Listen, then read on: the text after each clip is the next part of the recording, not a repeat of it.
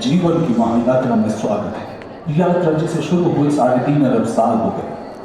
मैं हूं Charles Darwin, आपको ले चलूंगा प्राचीन युगों के रोचक सफर पर। आइए जान लेते हैं आदिम धरती को, इसके विविध जीवन रूपों को। फिर चलेंगे प्री कैम्ब्रियन और ऑर्डोविशियन युग में।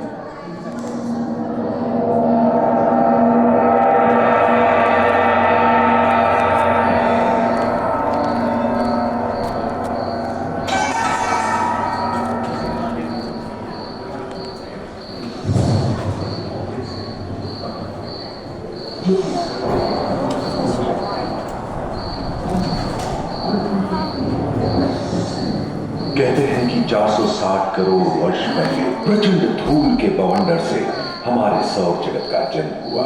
धीरे धीरे पृथ्वी शीतल होने लगी, बहुत सारे गैस बाहर निकलने लगे और पृथ्वी के चारों ओर वायुमंडल के रूप में छा गए।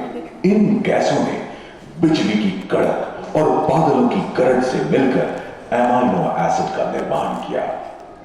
प्राय 350 करोड़ वर्ष पहले प्रथम एक कोशिकीय जीव की रचना हुई। लगभग 280 करोड़ वर्ष पहले स्टोमैटोलाइट ने प्रकाश संश्लेषण के द्वारा वायुमंडल में ऑक्सीजन को मुक्त किया।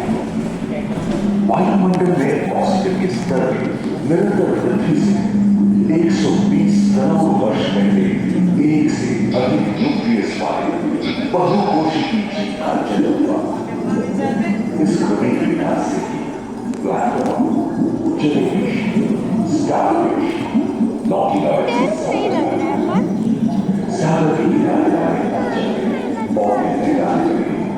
बहुत तेजी से विभिन्न प्रजातियों की मछलियां विकसित हुई। यहाँ जो विशाल मछली है उसका नाम है डार्वियस।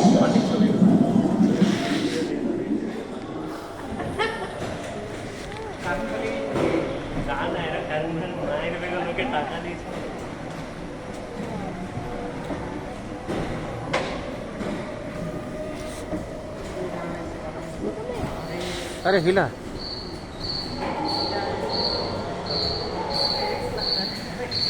इसने डायनासोर डायनासोर डायनासोर वर्ष पहले धरती पर पेड़ जो बढ़ते गए वो घने जंगल में बदल गए। घूम, मकड़े आदि पंखहीन पतंग एवं एक्टिनोस्टेगा जैसे उभयचर प्राणियों का आविर्भाव हुआ। सरसृप जैसे स्तनपायी डायमेट्रोडॉन प्रकट हुए, जिसकी पीठ पर नौका के बाल की तरह एक अंग था जो ताप को नियंत्रित रखने में मदद करता है।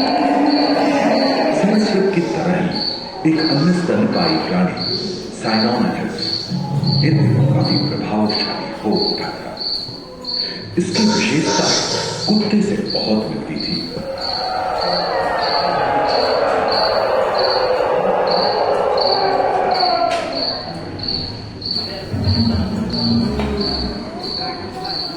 प्राय 1 मीटर तक पंख फैलाने में सक्षम ड्रैगन फ्लाई, साथ ही फूल चिट्टे, बीटल एवं बिच्छू पृथ्वी के चारों ओर फैल गए थे।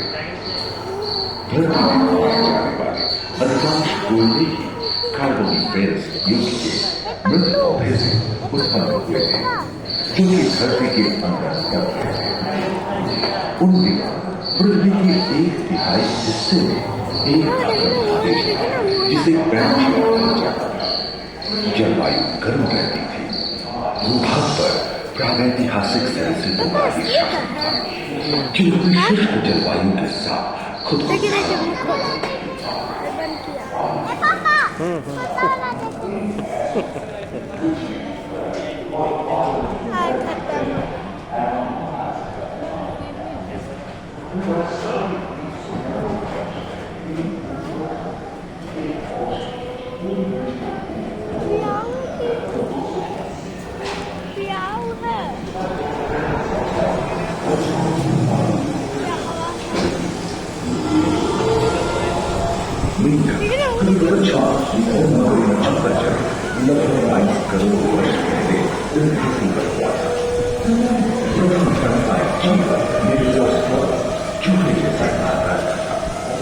प्राचीन संस्कृत समाप्त होने लगे और उनकी जगह डायनासोर ने ले लिया था। ये घटनाएं 20 करोड़ वर्ष पहले घटी थी। डायनासोर विभिन्न आकार एवं नाम के थे और धरती के कोने कोने में फैल गए थे एवं जलवायु के अनुकूल खुद को ढाल दिया था। इनमें से कुछ लोग गिरधरों की तरह हल्के फुल्के थे और कुछ 15 पूर्ण वयस्क हाथियों जितने भारी थे।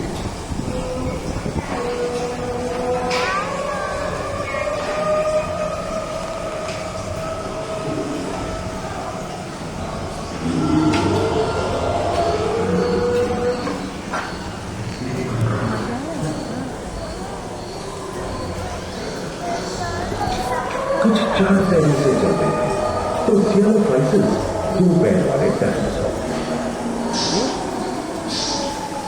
ब्रेकियोसॉरस की लंबाई बता 23 मीटर थी, जो कि एक टेनिस बॉल की लंबाई थी और इनका वजन 75 टन है। कुछ वो समुद्र में रहते हैं।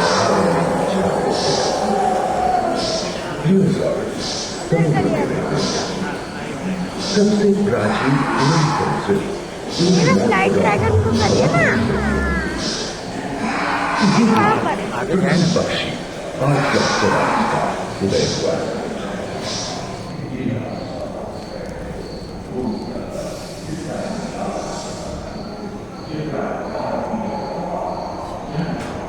अगले 10 करोड़ वर्षों तक यानी जुरासिक के अंतिम चरण से क्रेटेशियस युग का प्रथम चरण तक डायनासोर के लिए स्वर्णिम युग रहा।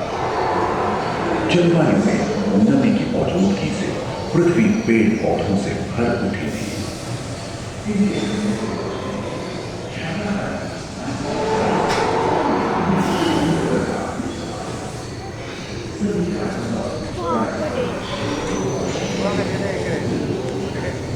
पैंजिया देश खंडित होने के कारण भारत एशिया की ओर खिसकने लगा था। महादेशी प्लेटों में हलचल होने से ज्वालामुखी के रूप में लावा निकलने लगी। इसके फलस्वरूप आए भूकंप से विभिन्न भौगोलिक आकार एवं आकृति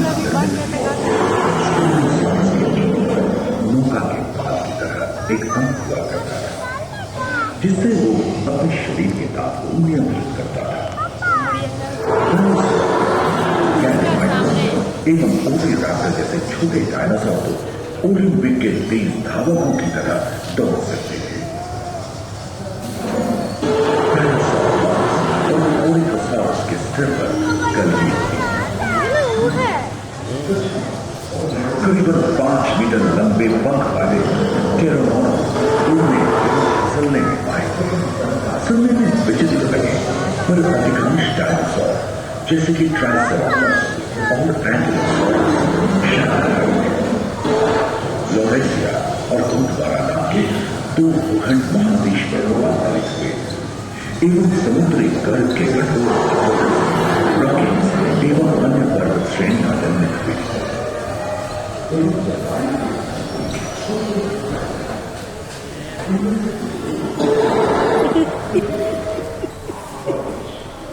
लकड़ियों के छुए में डर लगता है।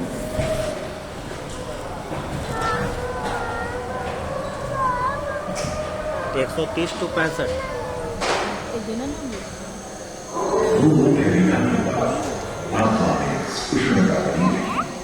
परंतु नदियां सूखने लगी थी एवं जंगल कम होने लगे थे।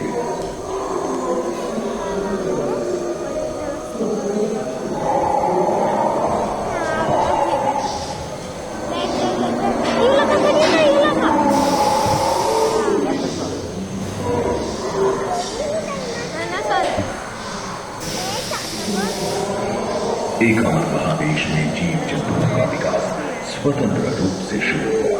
सबसे पहले पुष्प वाले पौधे धरती पर विकसित हुए एवं परागण के लिए कीट पतंगों के साथ संपर्क स्थापित हुआ। वे तेजी से धरती पर बढ़ने लगे। इसी समय पहली बार धरती पर सांपों का जन्म हुआ।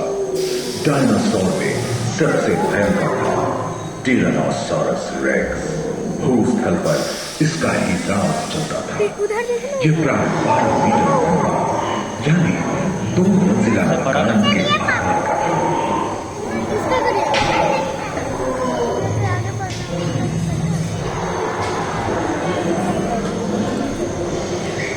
ऊपर में।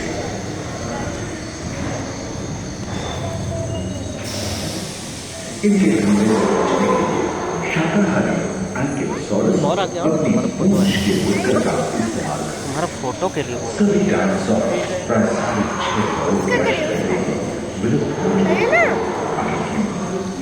एक अनुमान के अनुसार एक बहुत बड़ी गुफा पृथ्वी से जा रहा है, जिसके फलस्वरूप उत्पन्न धूल के विशाल मेघ हजारों वर्षों तक सूरज की किरणों को धरती में राइट राइट वो पूरा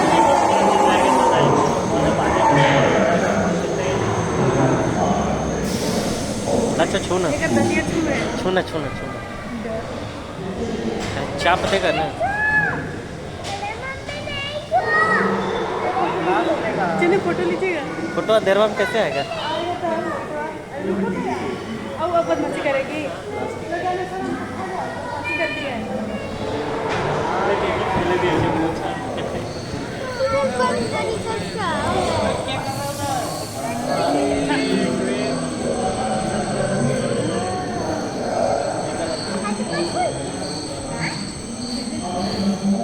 डायनासोर के विलुप्त होने के बाद भूतल पर स्तनपायी प्राणियों का आधिपत्य शुरू हुआ। पर्याप्त मात्रा में आहार उपलब्ध होने के कारण छोटे छोटे स्तनपायी प्राणी बड़े आकार में बढ़े। इसी समय बड़े बड़े शाकाहारी एवं मांसाहारी स्तनपायी प्राणी धरती पर नजर आने लगे। विश्व के कई हिस्से जंगल हरे भरे हो गए।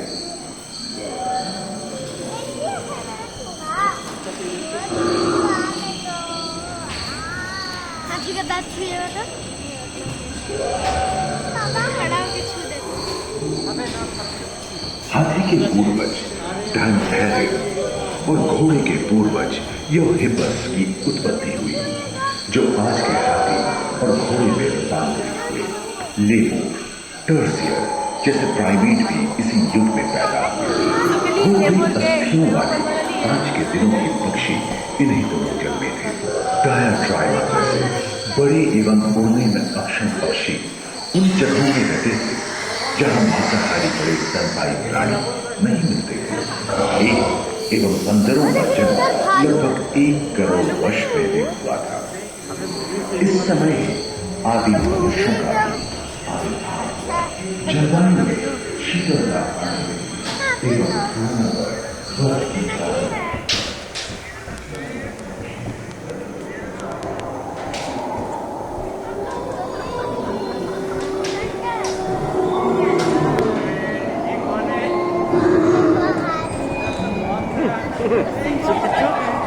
पृथ्वी के लंबे इतिहास में चलते तो ऐसे कई मौके रहे हैं जब उत्तरी गोलार्ध के अधिकांश हिस्से बर्फ की चादरों से ढक गए थे, जो आइस एज के नाम से जाना जाता है।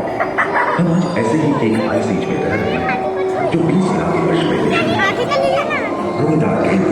रोहीदार स्तनपायी और कस्तूरी गायों ने अपने शरीर के गुणों की सहायता से शीतल जलवायु के साथ तालमेल बैठा दिया था। उष्णकटिबंध आकार के फूलों ट्राइमेडोरॉन जैसे विशाल आर्मथलों भी उन दिनों मौजूद थे। सिंगल टूथ वाले बाल और विशाल सिंग वाले हीरे जंगल में शांति से विचरण करते थे। संभवतः सामने के दांत से मांस को चीरने फाड़ने में हुई अड़चन के कारण यह समय के साथ विलुप्त हो गए। वहीं दांत आकार के हीरा हिंसक जानवरों से बचने के लिए तेजी से नहीं भाग सकते थे, फलस्वरूप वे भी ओझल हो गए। इस वजह से आधुनिक भारत कम विकास शुरू हुआ और विशाल स्तनपायी प्राणी धीरे धीरे विलुप्त होने लगे। हम दवाएंगे तब चलेगा।